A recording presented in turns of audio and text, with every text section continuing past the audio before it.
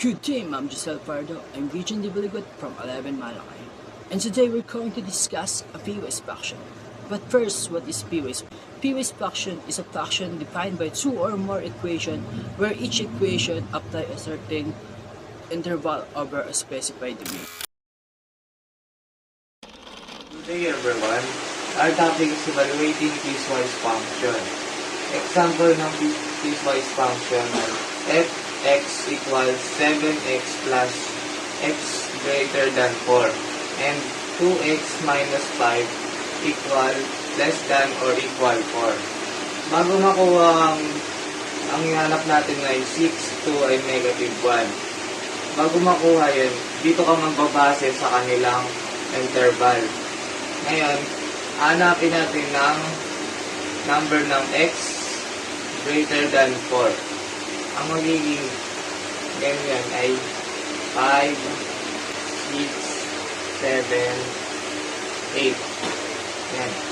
And x less than or equal 4 ay dahil may equal, ang anin natin ay 4 and 3, 2, 1, 0 and so on.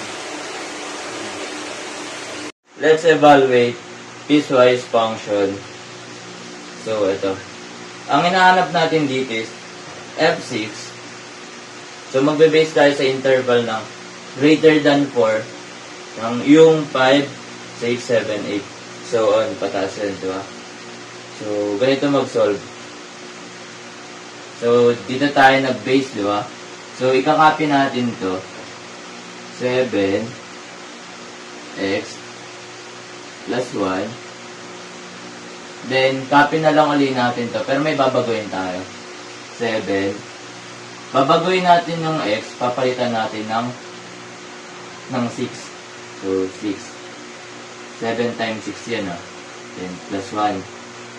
So, 7 times 6, 42. 42.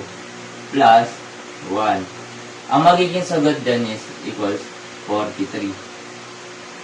Ito na yung sagot. So, ito, hanapin naman natin yung F2. So, yung gagamitin natin is less than 4 or equal 4. So, ito. Ganito mag-solve. Okay. Copy natin to 2x minus 5. So, copy na lang ulit. Then, babagoy natin yung x. 2 times 2 minus 5. So, 2 times 2, 4. 4. Then, minus 5. Ang magiging sagot dyan is equals negative 1. Yan agad yung sagot. Ang hinahanap naman natin ngayon ay negative 1.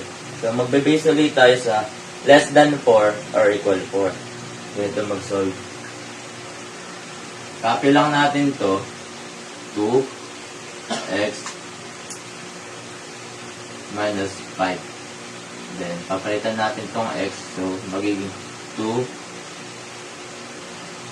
negative 1 minus 5.